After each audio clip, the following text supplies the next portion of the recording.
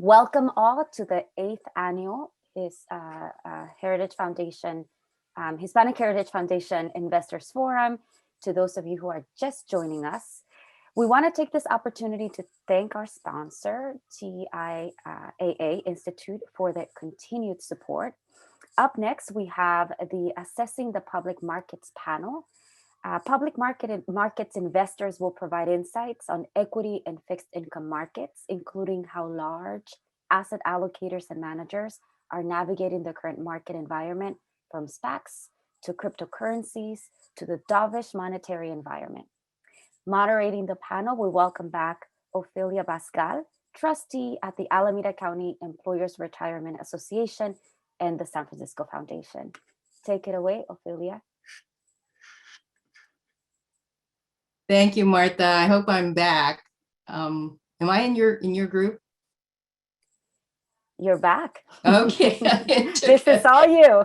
It took a few minutes there because I'm seeing something different. I'm still seeing the old panel on my screen. I don't know whatever, as long as I've got my panelists with me. Thank you very much. And the panelists are on, and we'll change the screen here in a second. Okay, very good. I was starting to have a nervous breakdown. Okay. You're good. You're good. Okay. So you have everyone's bios in the material. So I'm just going to quickly run through and introduce the panelists. And first we have Julian Allen, who you can see is with Spitfire Capital, Pablo Bresman with Cabuter Management, Chris Delgado with the Oleon Group. I hope I got that right. June Kim, who's with CalSTRS, and Sarah Malik, who's with Nuveen. So, this is a very interesting public market that we're all involved in. And Martha sort of touched on, some of the changes in the market, from cryptocurrency to SPACs to the dovish monetary environment. So it's going to be an interesting discussion, and people's perspectives vary depending on the type of firm they're involved in and what they're doing. So I want to start first with June, though. There's been a lot of chatter about inflation and whether it's a transitory effect from the pandemic or whether it's something longer term and more serious. And we know that Janet Yellen has been trying to tamp down the concerns, but what's your view, and how is CalSTRS positioning itself in its portfolio under this inflation scenario? Hi, Ophelia. Thanks. Hello, everyone. Thanks to the Hispanic Heritage Foundation for having us. And that's definitely a hot topic right now, right? We're reading about it everywhere in the mainstream media press, as well as if you look at all the research that's coming out of Wall Street. So it's definitely something that's being priced in, starting to be priced into the market as we see economic data come out. When we look at it, it's not necessarily something very in the near term or short term where we think inflation is going to spike all of a sudden and things will go out of control. But as we look out maybe into a multi-year time horizon, it is something that we would take into consideration for us as a fund as we look at our next asset allocation study. Right now, in terms of our total fund positioning, we still remain modestly overweight growth assets. We think that there's some, if you look at it on a relative basis, that there's more potential right now. We're overweight global equity and private equity, and we are underweight fixed income and what we call our risk mitigating strategies asset class. It's a defensive asset class. We have exposure to an inflation sensitive asset class that we're trying to build up. And that includes commodities, infrastructure, assets that would hold up better in an inflation environment. A lot of it depends on the investment opportunities and flows that are available in that asset class. So that buildup is slower and it will happen over a multi-year period. Going a little more micro into my asset class, which is public equity, global equity, we also agree with this current rotation out of growth into value. We've been slightly overweight value, and we do favor non-US versus US markets. It's been that way for maybe the past six to 7 months, and we think it has more room to run. So I'll just leave it there for now. Yeah, so June, you said you're in an assessment, and I don't know how often you review your asset allocation, whether it's on a fixed period, but as a trustee, I sometimes wonder, and it's clearly we're long-term investors and we have to look out long-term into the future, but are we really, given how markets seem to be changing in so many things that no one could have ever anticipated of impacting markets now, should we be shortening up the time period in which we're looking at asset allocations? Do you take that into account at all? That's interesting, because what you've actually seen are periods lengthening. So asset allocation used to be done, I don't know, every year, every 2 years. We've extended it now to every 4 years. It used to be every 3 years, because you do want to have this longer term time horizon. Our fund's been around for more than 100 years, and we expect it to be around for another 100. The volatility that we've seen in the market, especially the past year, I think maybe drives some of this thinking right now because of the gyrations, but we're not necessarily looking to shorten it up. I think actually in periods like this, it's important to take a step back and maybe go up one higher level and say, what's the bigger roadmap here, as opposed to these, short-term kind of twists and turns that we're having. Because of the size of our fund and a lot of the pension funds, the moves that we have in the short-term market, the over full market cycles, it does tend to ride out. And so I think keeping the eye on the longer term target while being very aware and regular discussions about the current environment and the shorter term market, but not to be whipsawed, because for sure we can say we'll probably get the timing wrong. So I think that long time horizon and that long view really helps long-term investors. Thank you for sharing that. And I just think in the previous panel I was amused by one of the panelists, Cynthia said, don't let the market go down on my term. I mean, you want to be able to say the performance was great. We're really paying attention. And I always say within our own firm, we're all busy patting each other on the back when things are going really great, but no one wants to raise their hand when it goes the other way, but we know it will eventually. So, and I hope I'm pronouncing your name right. And if I'm not, please correct me. Sarah, is that correct? It is Sarah. It is Hi. Sarah. Okay. So, in looking at some of the valuations in certain sectors, I mean, some seem to be rising continuously, and the technology sector is one example of that. I'm wondering how much these increased valuations is a byproduct of sort of the dovish monetary environment, and is this affecting your equity strategies? Any thoughts on that? Yeah, so market valuations, they've been expanding. If you look back at 2020, it was a year of market multiples expanding without any earnings growth to really support that. And as we came into 2021, what needed to happen is the baton needed to pass from market multiples expanding to earnings growth. Our expectations for this year overall was actually that valuations of the S&P 500 would actually decline. So we would have such strong earnings growth that would easily offset that. And we're actually seeing that. And with earnings growth, we're even seeing faster than expected earnings growth throughout the year. Each quarter, the majority of companies are actually beating earning estimates. So one question we have is, are we almost pulling forward earnings growth from 2022? And what happens from here when earnings growth peaks? Our expectation is for earnings growth to peak in the second quarter of this year. And it'll be peaking at a high level, probably 50–60% earnings growth. And it'll start to compress from there. And whether the markets will be able to handle that is one thing we need to consider.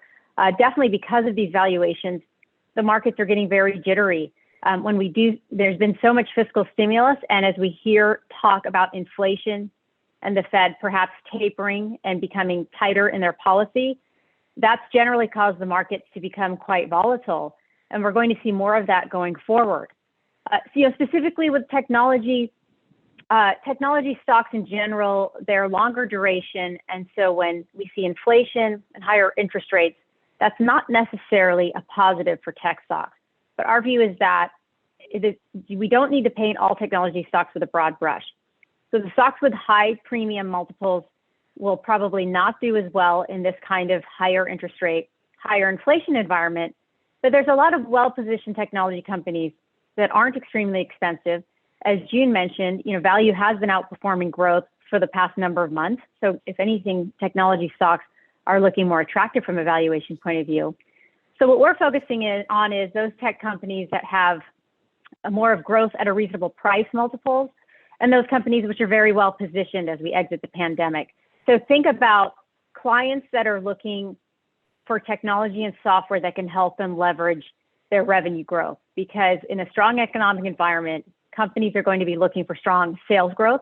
So these are companies in the software space leveraged to the front office. Think of customer relationship management software, companies that help you plan your digital marketing strategies, which are becoming increasingly important going forward. Quite a number of these names actually are not trading at the premium valuations that they used to be trading at, and they're actually looking quite attractive. And we think in this kind of environment with higher inflation, higher interest rates, these types of technology companies can actually continue to do well because they will have the ability to earn strong earnings over a cycle, which are above their cost of capital. They're great. Thank you for that insight. And just out of curiosity, since we're here on Zoom, and I was reading an article yesterday about, how their stock value has dropped, and people anticipating the pandemic that you wouldn't need Zoom anymore, but in fact, they still have growth. Any thoughts about how we're looking at a new world in many respects? People may not go back to offices, so Zoom may end up being more than it was before. Just any thoughts you'd like to share on kind of how to factor that all in?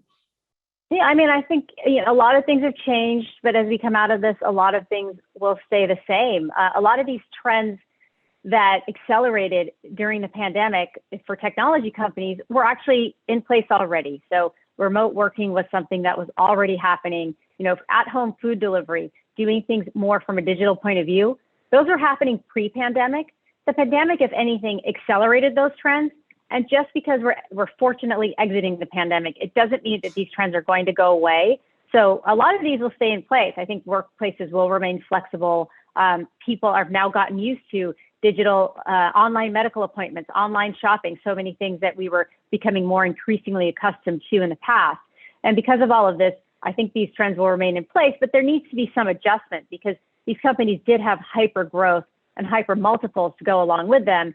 And now they're going to adjust back to more of a normalized growth rate. And again, you need to be careful about valuations here. How much are you willing to pay for that type of company? Now, there are companies out there because of the pandemic that probably became overvalued in the technology space, which now as we return to normal, I think there's going to be that adjustment with their valuations that we would as investors like to avoid. That's why we're sticking to more of the front office based software companies that are really leveraged to the revenue growth that companies are looking for. Great, thank you. So maybe a little different approach. I'm going to go to Julian right now. You're a self-described bottom-up investor. So can you describe your strategic approach in finding investment opportunities in this world today? Sure, and thanks for having me, and thanks for the invitation. Just by way of background, my mother is Colombian. I was born there. I have plenty of family there, and my thoughts are with all of them during this very difficult time for Latin America in general and Colombia specifically. But to answer your question, our view is that in a relatively efficient market, in order to outperform, we need to look at segments of the market that are less efficient and where there's a potential reward for research and work. So for some people, that can mean focusing on emerging markets. For others, it can mean looking at distressed or special situations. For us, it means looking at smaller cap and value stocks, where they're small market caps and they're off the radar nature, typically means that there are not a lot of institutional investors, there's not a lot of research, and so there's a reward for those investors willing to take the time and effort to dig through the mountain of companies and do fundamental bottom-up work. So the first thing is to find relatively less efficient pockets of the market in a world that's relatively efficient. The second is to have a concentrated portfolio. Our view is that shadow indexing, where you replicate an index exposure and go slightly overweight or underweight certain sectors or companies, is a way to minimize the risk of underperforming, but it also minimizes the opportunity for outperformance. So we believe you have to come to this with a concentrated portfolio. We own 15 stocks. Our top 5 positions are 50% of our fund. Our top 10 are 75% of the fund. So if we're right, we have the opportunity to outperform, but clearly we take the risk of volatility on the one hand and underperformance on the other. And then the third thing that we would say is that we approach owning a stock as if we're owning a business for a multi-year time period. So we need to research companies, industries, competitive dynamics, management incentives, governance. So we approach this in the style of private equity investors, where we believe that we're going to own this business for a multi-year time frame, perhaps through volatile periods and through different cycles. So it's a very labor-intensive, diligence-intensive investment approach. So could you speak a little bit to some of those factors, the ESG factors? How do you go about researching those? Sure. So the first thing is that clearly ESG is critical. It's critical for lots of reasons.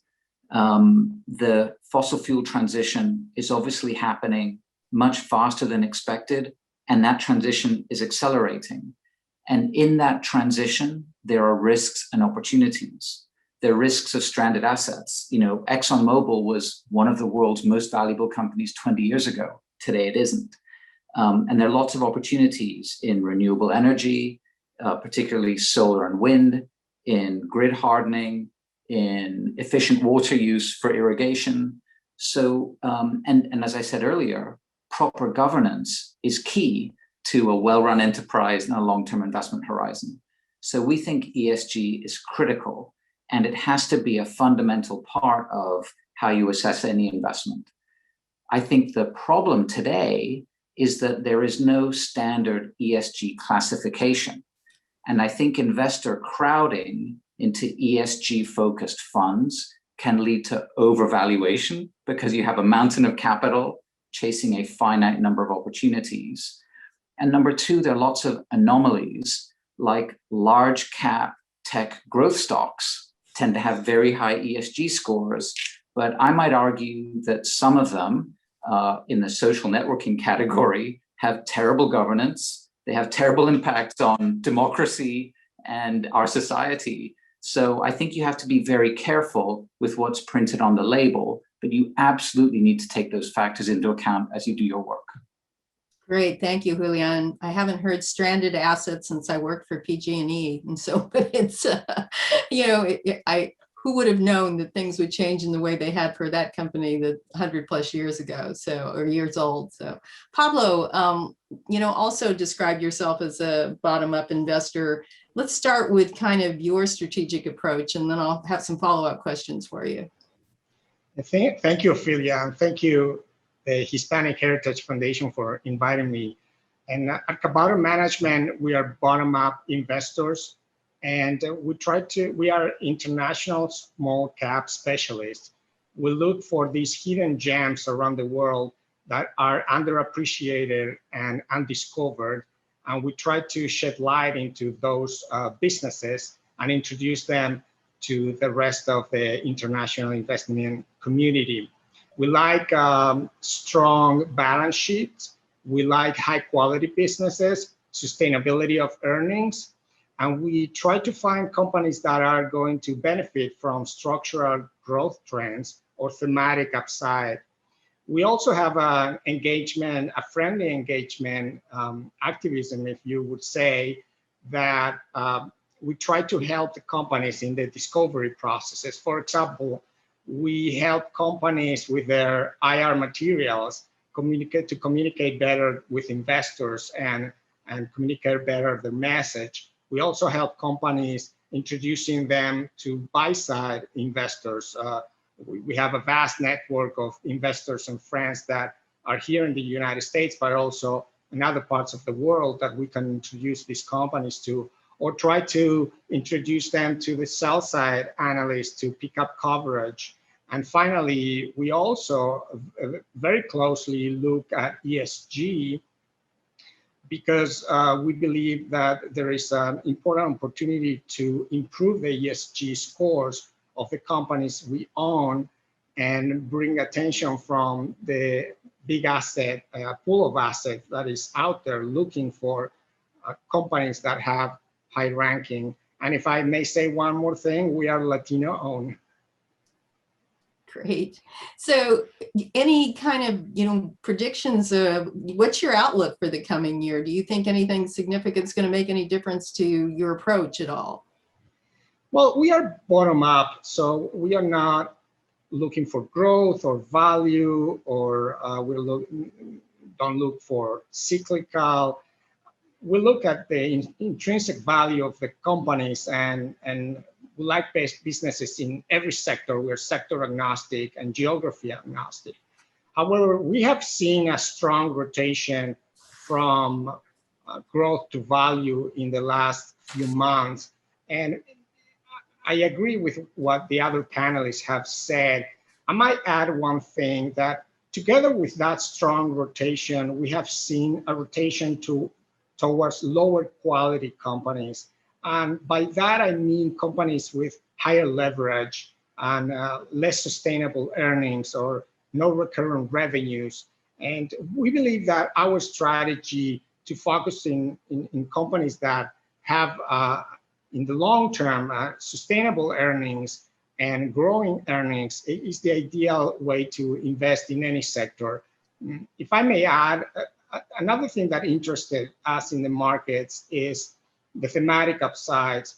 I look at healthcare and IT, and healthcare, I'm very interesting about the theme aging population and how that some companies benefit from this theme. And in IT, we look at digitalization, and Sarah mentioned about this ongoing trend in the world, but especially for small cap, if you think about it, in the past, a tiny company around the world was very difficult to sell globally. That was only reserved for big multinational companies.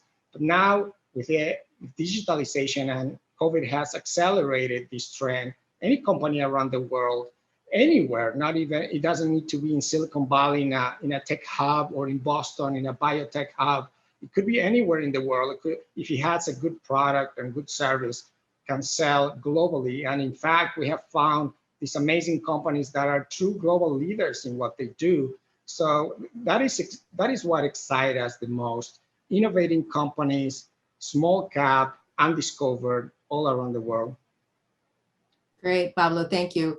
And I'm getting this message that my internet connection is unstable. If I start freezing up, if someone could raise their hand, and I'll cut off my video, that should help. But so Chris, I'm going to go to you. You're with a family firm that has sort of an institutional approach. Kind of give us your strategic approach in this market. Yep, sure. So the Oleon Group, as you mentioned, is the family office of the Lion family. We manage about $30 billion on behalf of the family. Our investment philosophy is really based around secular growth. We're really just looking at its core for companies that can outperform on a 3 to 5 year basis. And it's also built around what we typically call a barbell strategy, right? We centered our portfolio around two primary sectors, technology on one end, really focused on growth, and then the financial sector focused more on value. We really believe, whenever one of those two sectors is leading, our portfolio can really outperform. And I think we've definitely seen that play out this past year as, technology and the stocks in that sector have definitely, seen their performance slow down. But the financial sector has really boomed as people look for value in a more cyclical space like financials. I think, though, the one thing that's really important for us is just the quality of those firms. There are some really solid companies that sometimes are consensus longs, and we're not shy about taking positions in consensus longs. I personally, everyone has their own investment style, but really do believe, you kind of get what you pay for. Usually if a company is expensive and it's been expensive for a long time, there's a reason for that. I'll use some flagship investments for us have been in companies like McCormick in the consumer staples sector, playing, a mixture of the restaurant theme, but also just, the globalization of taste. I think that's been an interesting one for us. On the financial side, a company like JP Morgan's been a standout and is very time tested. And then last but not least, you look at a company like Microsoft, that's just been able to really dominate the space and really evolve its business. If you think about it, from operating systems into productivity software, now to the cloud, those companies, have proven themselves in their ability to evolve. So I think that's really, what our investment kind of strategy and, the types of themes we tend to focus on. Could you talk about in your strategy how ESG is a factor or not? Yeah, for us, ESG is important. I think we've actually done a lot of work on it as of late. Some of the findings have been a little surprising to me, to be candid. We were working with one of the large bulge bracket banks on doing some quant analysis on the ESG space. And, I think something that surprised me, candidly, was that, companies that had more ESG disclosure relative to peers actually underperformed. By 350 basis points or so. That actually surprised me. But once we got in the nitty gritty of it, the reason for it became a little bit more clear. Companies that were over-reporting, as this bank was telling us on ESG, were typically trying to change the dialogue around their company. They typically tended to be, more European, slower growing, and therefore struggling to attract new investors. So that was, something that kind of really stood out and surprised me on the ESG front. I think, on the positive side, companies that had very quantitative ESG metrics, so with actual tangible numbers, tended to outperform those that didn't. And those that, outperform their own quantitative benchmarks actually also generated additional alpha. So now when we're really evaluating companies on ESG, it's not so much the quantity of the reporting that they have, but how quantitative that reporting is and how they're doing relative to their own benchmarks through time. So it's been really interesting because at first I really thought, companies that were going to be like leading in terms of the reporting would generate outsized returns, but that's actually not the case, at least from the analysis that we've seen. Thank you. That's really interesting. And I mean, Julian raised the issue of people, there not being really clear metrics necessarily. And so not surprising that you may find out for some companies, it's all about dialogue as opposed to actual factors. But June, and let me start with June, just given that the public funds have a lot of pressure on them to consider ESG, any thoughts on this topic? A lot of thoughts on the topic, and ESG is something that CalSTRS has looked at for decades. We've had an ESG policy in place for decades, but it's certainly on the top of mind of many investors right now. And it's evolved, right? So it's not just E, which then went to E and G, and now there's a lot of S, right? Especially within the past 12 to 18 months, a lot of focus on the S. And I think also as investment processes for managers have become more sophisticated and you have better data, how to incorporate these aspects into your investment analysis. And so if you look at our fund, so twofold, we have our ESG policy, and all the investments that we make, whether it's internally done or external managers that we partner with, have to take the ESG policy into consideration, and it has various factors to take into consideration. A lot of it does still include qualitative judgment, but this is also why we have investment professionals that we partner with. And then when we go to the investment manager level, we have fundamental stock pickers who will take this into account in their company analysis, but we also have a lot of quantitative managers in the global equity portfolio. And so again, that's data intensive, and then how do you quantify that and put that into a quantitative model? But over the years, even just in the past 3 years, we've seen, increase in sophistication there. So it is data dependent. And I think the more that investment companies are disclosing data, usable data, that it will improve the quality of the investments that we make. So that ultimately it leads to a better, overall portfolio, whether you look at it from an ESG lens or an overall investment quality lens. Thank you for that. Sarah? Yeah, responsible investing has been a long history of, for Nuveen and TIA, we've been involved in it for many decades. How we think about it is we have proprietary ratings on our companies. We look at it from an equity research point of view because we're highly specialized in that area. And we really think about, responsible investing in ESG. It's an important fundamental piece of our companies. And for us, what's key is the rate of change when it comes to how companies are practicing ESG. The typical public ratings of companies in terms of ESG are fairly commoditized at this point. We generally know who are the good players and who are the bad players. Our view is that there's value to be found in companies that are moving up or down that spectrum. So, for example, if you're looking at companies in the energy industries, which ones are really moving on to the new technologies that are more carbon friendly? Which ones are shedding their poor quality, low environmentally standard assets? These are companies we think that will generate more value in their stock price going forward.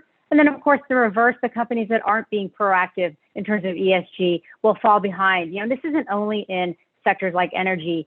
We can flip over to technology where, human capital is such a huge issue for technology companies. And in today's world, people want to understand what the mission is and the strategy in terms of ESG for the companies that they work for. And it can become very competitive in the technology world in terms of, is a candidate going to sign up with a company where they don't really believe in their social practices? So it's really an across the board, across all industries issue. And, we have very strong relationships with the companies that we invest in, and we're constantly talking to them about, how are they thinking about ESG and how are they thinking about becoming even better and stronger in responsible investing, because we think that will lead to a higher quality company and in turn, a higher valued stock price. Great, thank you for that. And Julian, since you kind of raised the issue about, the metrics, any thoughts you'd like to share just based on the comments we've heard from others? I think in some ways, the distinction between an ESG investor and a non-ESG investor will disappear over time, in the same way that I think you can't be a tech or a non-tech investor because technology is impacting all industries everywhere. I think it's just over time going to need to become part of every investment process. But I think it will take time to get standardized metrics, standardized disclosures, some of the analytics that Chris was referring to. But I think it's going to be something that we all have to and need to do and be very conscious of and very aware of in a world where the external environment and the reporting on that environment are still very much a work in process. Great. And Pablo, any last words on this topic? Yes, I would like to say that sometimes when we look at the ESG policies of the companies we own, it's not a direct understanding of formulaic equation that is going to tell us, okay, this is exactly the ranking, or this is how much ESG factors are impacting the company. But as analysts, we're ESG process is embedded in what we do every day, and we look through the ESG lens of all the companies we look at. There are many KPIs that you can look in sector specifics or in space specific. For example, I'm going to give you an example because this is a little complicated to explain, but we own a call center company in Japan, and they were facing the Japanese labor shortage, and call centers are very labor intensive. So what they decided to do is to move their facilities to the rural part of Japan, where women are underutilized in the labor force, and therefore enacting, in a sense, a ESG friendly policy or moving towards being more ESG company. They reduced the employee churn. And right now, if you look at a KPI employee churn, it's a third of what their peers have, the industry average for call centers. And of course, if you churn your employees less, then you have higher margins and you are a higher quality company. So for us, ESG is synonymous of high quality company. And when we research companies, we are looking at any KPI that can be connected to ESG factors. Okay, thank you. I'm going to switch topics a little bit, Chris, and I'm going to go to Chris. We've seen a number of instances in the last couple of weeks involving cybersecurity breaches and, significant impacts on markets. And can you just talk about what you worry about and, might keep you awake at night about cybersecurity risks in public markets? Sure. Thanks for the question. Yeah, it's definitely been fascinating to watch over the past, 2-3 years. how cybersecurity has really risen through the ranks, of issues for companies broadly. I think, if you went back a few years ago, it was really the concern of, companies that held onto a lot of financial data, right? You would see the occasional data breach of a company like Target or a financial institution running into issues. And that it was mainly the purview of that space. But now what you've definitely seen is kind of those types of attacks morph. Right, we saw a recent attack on a company, a meat packing company, JBS, right, which really impacts their supply chain. It reminded me of a cyber attack on Mondelez a few years ago that set back their supply chain software 4 or 5 years. And so I think the types of attacks on companies have really started to evolve in a material way, and now it's kind of an issue that every type of company has to think about. No longer just that pure tech company like a Microsoft or a financial institution, that manages people's money, but all companies have to remain focused on it. I think the other thing is it's really risen as a risk factor, across all of our portfolio companies.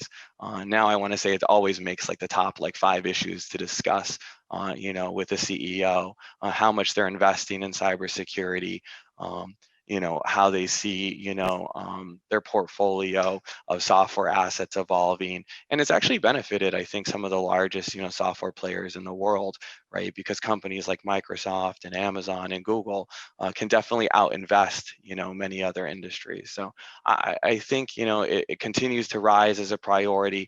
I think it'll also be interesting to see how the government gets involved in the space. I still feel like we haven't really heard, that as much as I would like to hear out of the administration about, how we can better to defend American companies, across the globe from cyber attack, because we know that a lot of these attacks are originating, predominantly from foreign countries. So I think it's definitely, top of mind for us. Thanks, Chris. I mean, last night I was watching an interview with the government's cybersecurity czar, I've forgotten what his name is, and he said first they came for our bank data, now they're coming for our hot dogs. And I thought, well, there you have it, right? So Julian, in your 15 companies that you researched, does cybersecurity, when you look at their, their value, do you take that into account?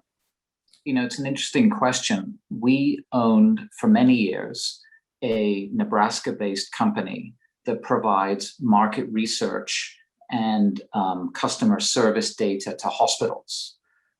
They were hacked a year ago, had their systems locked, and had to pay a ransom to unlock them. And so we've discovered that even smaller, under the radar screen, non-brand name companies, especially those involved in interesting infrastructure like healthcare and medical data, are very vulnerable. So I think it's increasingly an issue, and we've seen it in our portfolio. Thank you.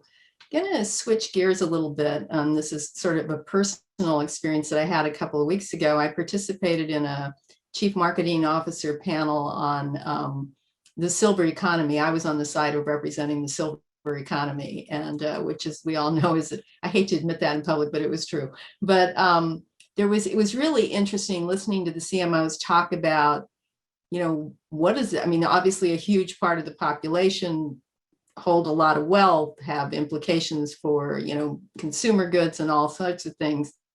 Just be interested to know, I think June, or maybe it was Sarah, spoke to, medicine changing in terms of, we're all learning to talk to our doctors over a screen instead of being in the office. So maybe Sarah, I'll start with you. What interest or impact do you think the silver economy might have on the future in terms of investments in public markets? Yeah, I mean, there's a demographic influence, a wealth influence, different levels of productivity. I think it can have a great impact on the economy and the markets going forward. Also, in terms of demand trends, how willing are different age groups to adopt new technologies or go back to using the old ways. And that's something we need to incorporate into our analysis. In terms of the workforce and impact on labor, I think that's also going to be very important. We're already seeing that in some of the labor data as we reopen. Getting people back into the workplace has been a challenge, definitely on the supply side. and that's holding back some of this economic recovery that we're all hoping to see. And then also, how are they, what are the demand trends? How are people going to spend their money going forward? I think our expectation is for more services oriented spending going forward. So more in terms of experiences, leisure, hospitality, travel, not only because of the reopening, but I think because of what people's needs are. They may need less durable goods. This isn't so much about, continuously upgrading your house and some of the goods that you're using, but more about making sure that you're having the right kind of experiences in life. And all of that has impacts on which sectors are going to become more attractive. You can even look at it in terms of climate change, how important, some of these initiatives are in terms of net carbon zero. Are people really, this is ESG is an important factor, but it is driven by the population and our views on things. And, how important is this going to be to different age groups that, we leave behind or have a planet that is better than maybe the way it was when we were born into the planet. So, I think all of that's incredibly important, and we need to incorporate that, into our analysis as it's going to impact companies and many sectors and regions around the world. Great, thank you. Pablo, any thoughts on that? Yes, I was listening to Sarah, and in terms of adopting technology, and I have a funny personal anecdote. When I moved to the United States 15 years plus ago, I subscribed to Vonage, and I put the router in Uruguay so my father and my mother can communicate with me using an IP phone. And over the years, we know that there are new technologies that came up in the market, WhatsApp, Google Voice, and Facebook. And my mom was an easy adopter of that technology, but until today, I cannot convince my dad to switch from Vonage. I'm still a loyal customer of Vonage because my dad is not going to switch to anything else. So the bottom line of that is that I do believe that companies that will be smart in offering digital products that the older population is going to adopt, easy to transition and easy to understand, are going to be successful in selling to the older population. Directly, when we look directly at healthcare, because you can play the aging population or the silver economy, looking directly at healthcare companies. If you think about it, by 2050, it is estimated that the population 65 years old or older is going to be 1.6 billion, 3 times the number that it is right now. And this is not going only to occur in developing nations, but also, in developed nations, but also in developing nations. In China, in India, in Brazil, the exponential growth of that segment of the population is gonna happen there as well. We own a Polish healthcare provider for healthcare services for the Eastern European countries, where I think that many of our audience can relate to what I'm going to say, because we know that in many of these countries that are run, the healthcare is run and offered by the public government, either universal healthcare. The facilities are overcrowded, and the hospitals are under-equipped, and you need to wait like a lot to many months to schedule an appointment with a doctor. So I think that the private sector is bridging the gap between the rising need of healthcare everywhere in the world and the public offer that is falling short. So we like a few companies that are going to be direct beneficiaries of this trend. Great, well, thank you. And going to switch gears a little bit in the last minutes that we have. I think we have about 5 to 7 minutes or so. And a few weeks ago, the CalSTRS board announced the appointment of the first woman CEO in their, June, I didn't know, 100-year plus history. And so, it's given that they're the largest educator only pension fund and 75% female membership, that appointment is truly historic in many ways. So June, I'd like to start with just you, and I'm going to ask each of you the same question. Describe the changes in diversity or not that you have seen in the investment sector during your career, and any recommendations you might have to further the progress. So we'll start with June. Okay, and this is a topic I'm very passionate about, so just feel free to cut me off. I was very happy to see that news about Cassandra Licknock getting the CEO position, and it's fantastic. Once that settled in for a second, we have been around for over 100 years, and so then the realization, oh, it took this long to get a woman CEO, and so the dial has moved very slowly in the industry. I've been in the industry for about 25 years now, and you do have a lot more women and diverse candidates at the entry level, but as we all know, everybody knows, as you go up the senior ranks of most investment firms, the proportion shrinks. And so by the time you get to the C-suite, you only have 15 to 20% women in the C-suite positions. And so it's very lopsided.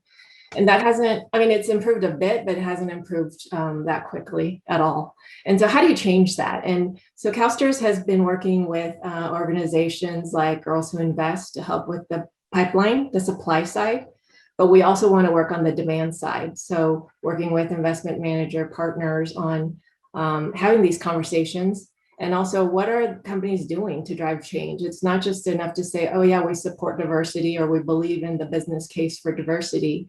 How do you implement that? And so set the tone at the top, but also seeing that companies are putting processes in place for their interviews, the hiring, the promotion and annual review process, unconscious bias training for managers so that the language used for promotions that to the extent possible, managers can be educated on the unconscious bias that lies in there. And it's only when we have more diversity in leadership positions that will drive real change in the industry.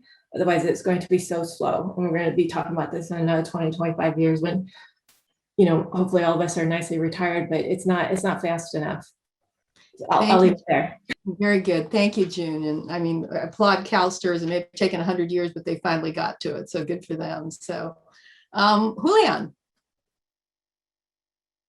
Thank you. So I was talking to an intern of ours, and he asked me, what makes someone succeed in this business? And I said, it's being coachable.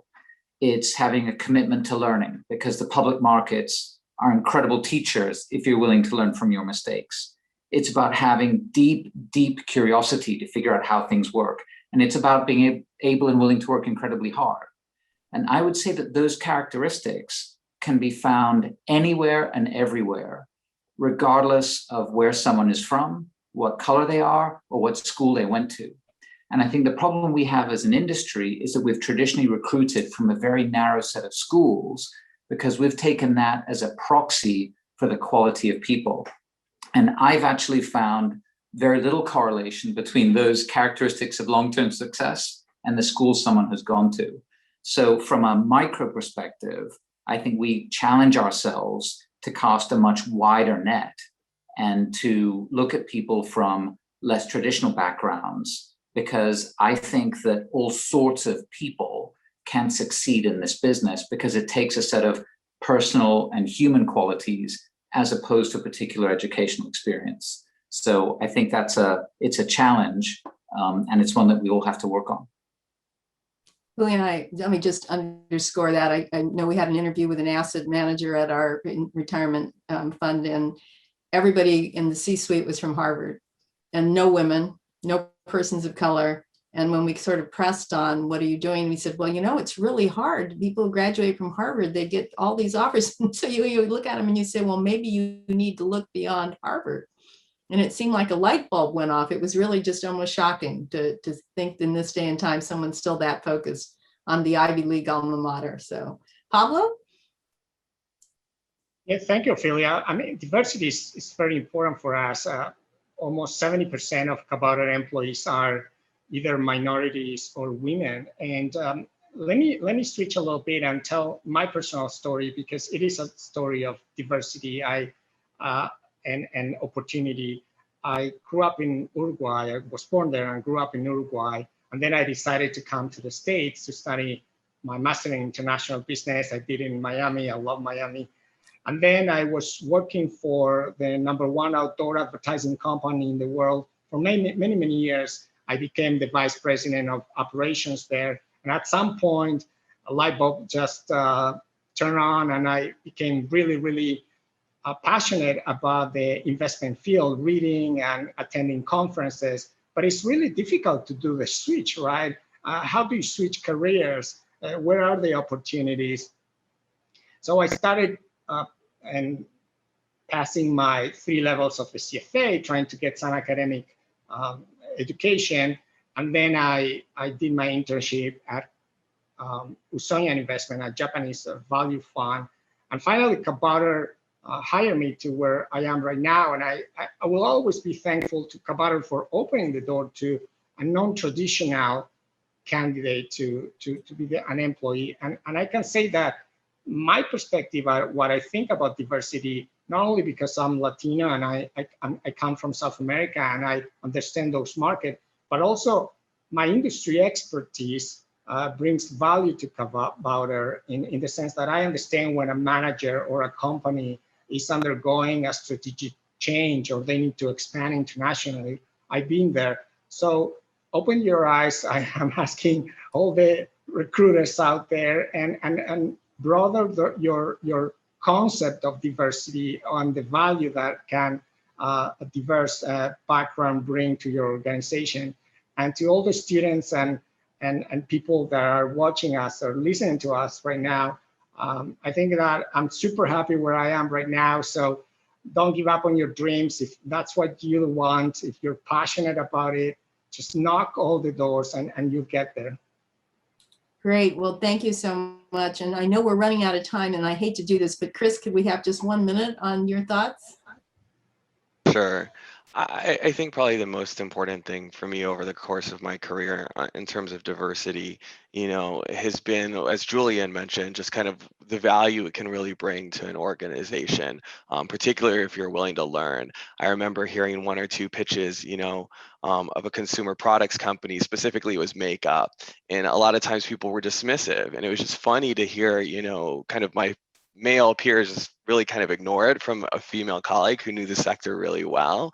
And they missed an opportunity because they didn't really understand it. And I feel like that happens a lot. Actually in the public markets, you see these really unique companies that get overlooked because they're initially misunderstood by inherent biases in our society. And I think the only other thing I would say it's definitely, important and something I've made it a point personally to do is to think about how I can help, other minorities. As a Hispanic man, I'm also gay. I think that's something over the course of my 13 years in my career. Initially, I would have never told anyone that. It really took me 5 or 6 years to get open about that. Now I post it on LinkedIn. So I think, being helpful, to all different sorts of people, whether someone, is Hispanic or Black or a female or gay, we should all definitely make it a point to help each other out. There's nothing wrong with being nice. Chris, thank you for sharing that. I really appreciate it. And Pablo, for you sharing your personal story too. And we're going to wrap up with Sarah then. Thank you. So I come from I've spent over 25 years as an investor in equity as either a research analyst or a portfolio manager. My original mentor was also a woman I met on my first day in the business who ended her career when she retired as head of equity here at Nuveen, where I am today. She always used to say to me that investing is the ultimate meritocracy. It's about generating returns for the clients. That's what I love about this role is because, it's sort of in a sense, it's your returns. It doesn't matter what you look like, where you come from, but as we all know, it actually does because as Ophelia mentioned earlier, if they're only looking at Harvard, then I went to Cal Poly and I grew up in Stockton, California, that I wouldn't have gotten an interview and it was very challenging for me to get into this industry. But I do appreciate that if you can generate strong returns, you can continue to move up. But I think there's certain things we need to do as managers and also as organizations. So, as an organization, we have business resource groups in place for diversity, for gender diversity, ethnic diversity, all of that's important. We have requirements around always having a diverse pool of candidates. So that sort of eliminates are we all looking in one place because that's what we're used to doing. But I think as a manager, it's important. I remember when I was a research analyst and my mentor, Susan, who was at that point head of research here, she said to me, you're doing well. And if you continue to do well, you could have, my job. And I remember looking behind me, wondering like, who's she talking to? Because I didn't think it was me. But she said, she meant me, like you could become, and not surprisingly, today I do have her job that she retired from. I appreciate it. I wasn't even thinking about it. I have also had that experience a lot with diverse candidates. They're not as likely to raise their hand for roles that they're very well qualified for. And oftentimes I go out of my way to say, hey, have you thought about this? You're very qualified. And every single time we do that, they're interested. So it's not a matter of like, they're saying, oh no, you've asked me to do something. They're like, this would be great. And I've noticed that. And so just really cultivating that talent, it's a benefit that I had from somebody who's very important to me. I think we should give that back to people within the firm because, it is important. I think June said it, or Ophelia, we get greater diversity at more junior levels. And as you keep going up and up, we don't have continued diversity as much as we should. I think that's also a case of making sure that the jobs remain attractive. I'm a mom of 2 girls. I appreciate the flexibility that my company gives me so I can do this job and also have, the balance in my personal life that I need. And I think all of that is key. Great. Well, listen, you were a terrific panel. Thank you so much for sharing all your technical expertise and closing with these wonderful personal stories and personal views. And so I think I turn it back over to